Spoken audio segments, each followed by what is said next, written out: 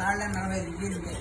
అలాంటి సూర్యుడు ఒకసారిగా వెలుగుంటే ఎంత తేజస్సు ఉంటుందో అంత తేజస్సుతో వెలుగుతూ ఆ యొక్క చక్రము ఆజ్ఞలో తన అంచు దాటి సంస్కృతంలో అంచు అంటే నిమి అంటారు అన్నమాట. అరణ్యంలో నిమి దాటింది కాబట్టి నైమిషారణ్యము అని చెప్పి పేరు పెట్టుకుని ఇదే కదా అక్కడ మహావిష్ణుమూర్తిని నిర్దేశించినటువంటి స్థలం అని చెప్పేసి ఆ యొక్క మహర్షులందరూ కూడా యజ్ఞాగాలు నిర్వహించుకుంటూ తపస్సు చేసుకుంటూ చాలా చక్కని విధంగా కాలాన్ని గడిచింది.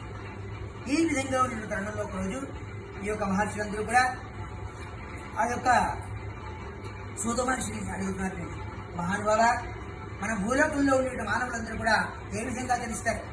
మనం ఋషులం కాబట్టి యజ్ఞాల ద్వారా ఆ యొక్క తపస్సు ద్వారా మనం చేసుకున్నటువంటి కర్మలను నివృత్తి చేసుకుని అంతిమ మోక్షాన్ని పొందుతున్నాం.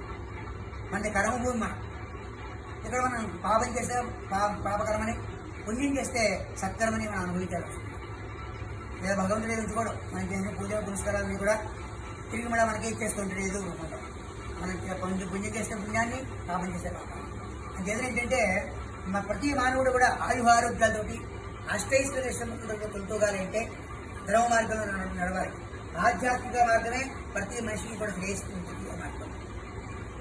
ఆయురారోగ్యాలతోటి ఆ స్వామివారి యొక్క అనుగ్రహాన్ని పొందాలి అంటే ప్రతి నిత్యము కూడా ఉదయాన్నే లేచి ఓం నమో భగవతే వాయునందనాయ, ఓం నమో నారాయణాయ, ఓం నమస్కృతాయ, ఏదో ఒక నామం. ఇదేంటంటే అఖండమైనటువంటి దీపం ఒకటే.